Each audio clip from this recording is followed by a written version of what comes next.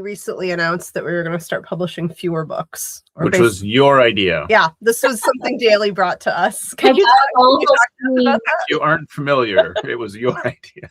Lincoln, Michael's, Lincoln, I'm sorry, I still don't know how to say your last name. His Substack, but he interviewed a bookseller who has a blog.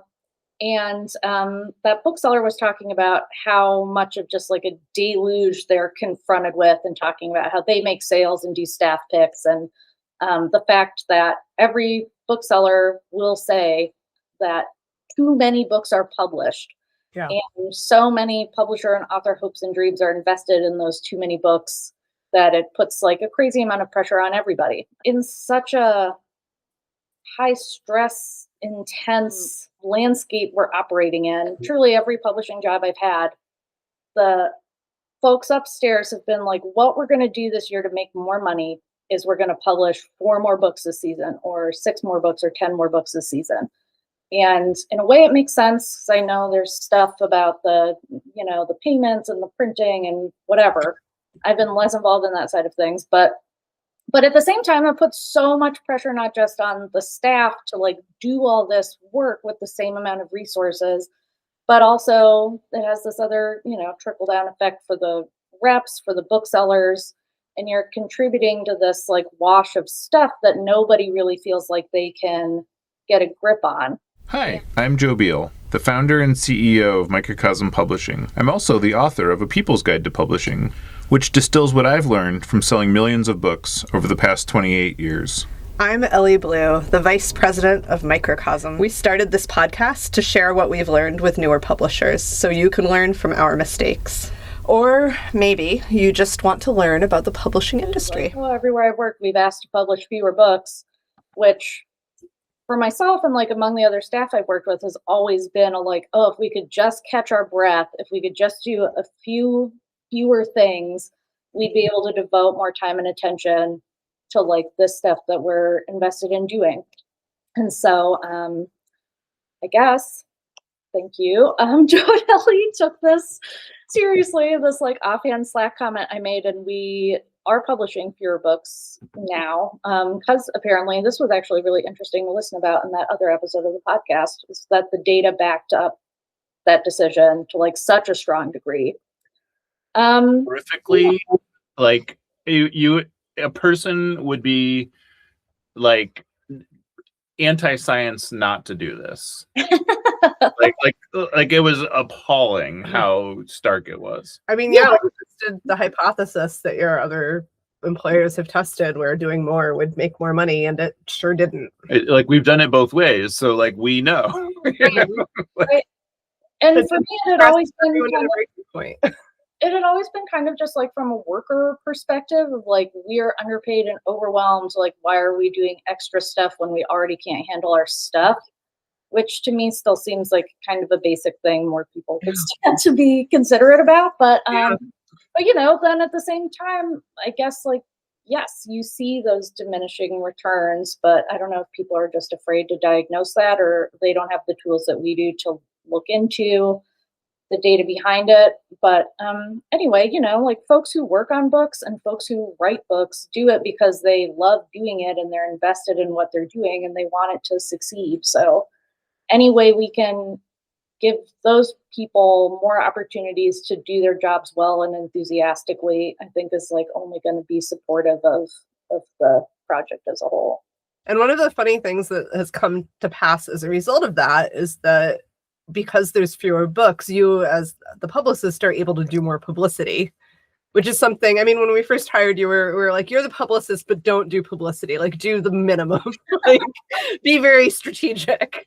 And now it's like, we're back to the point where we're like, okay, Daley, you can like choose projects where you think some more like targeted outreach to specific influential individuals would make sense. Go for it. And you're able to. You're not just sitting there on Slack all day doing checklists because things are flying. They are doing that, yes. Some of that is for sure at play this week. But yeah, I mean, so that's interesting. I mean, I really appreciate that we have or create the room to experiment like that. Also, like we've talked about before, publicity is kind of like notoriously difficult to quantify, and at least in everything to me is difficult to quantify. That is like not my strong suit, but I think that is both like its most challenging and most attractive feature, and that I do think it is still worth having this other kind of like effervescent operation ongoing in book work. So I'm curious to see what happens. And also just like with the kinds of things we do, they are so interesting. And the authors who come to us have such varied connections and communities to draw upon and their own interests and goals. That's a lot of what it is for me, is I want to talk more to the authors about like what podcast do you listen to? Where would you love to see your book covered? Yes. Because I both want to give them what will make their experience fun and satisfying, but also like, of course, that creates this like positive feedback loop that I think all publicity is kind of seeking. So we built this software from scratch to solve our own problems starting in 2001. It's not only the reason for our survival, but the reason we've been a Publishers Weekly fastest growing publisher 3 years in a row. Now we want to share it with you. Join Working Lit and get back the agency to understand your publishing business, market and sell your books, and painlessly pay royalties. Working Lit. Doing the math for publishers. Visit workinglit.com to give it a try for free. I mean, I think about it in a global sense, and and I think about it in the like every author would love to have their book featured on XYZ kind of thing. But yeah, I never really thought about it like on the individualized, tailored version of like how you see it.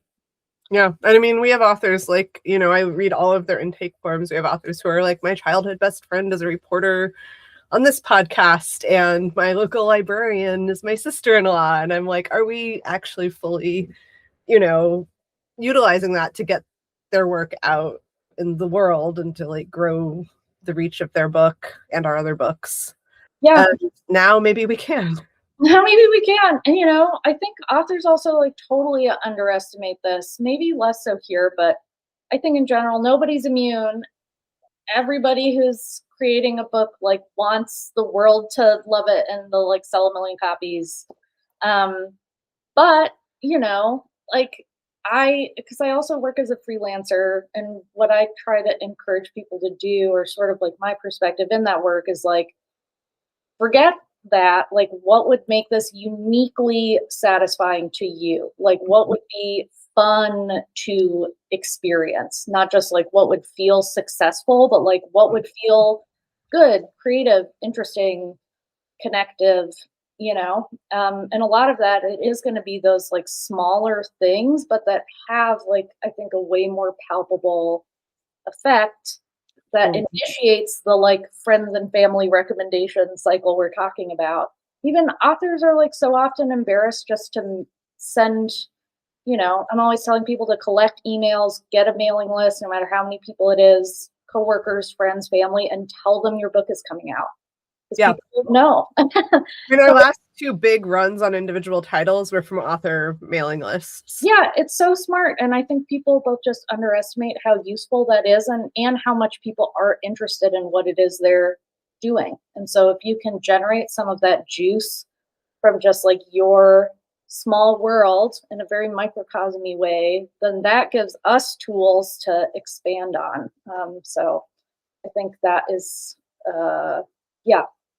a helpful way for me, at least, of looking at it, because also it's very easy to get burned out or frustrated if you're just chasing things that don't produce results. So for me too, it's like, what is fun and engaging for me as a publicist is something that's individualized and creative. Thanks for joining us once again. Please send your questions to podcast@microcosmpublishing.com so we can answer them on future episodes. And please give us 5 stars on iTunes and everywhere else that podcasts are reviewed. You can find us on the internet at microcosm.pub. On Twitter at Microcosm. On Facebook at Microcosm Publishing. On Instagram at Microcosm_pub. And here in Portland, Oregon on North Williams Avenue. Thank you so much. Have a wonderful week.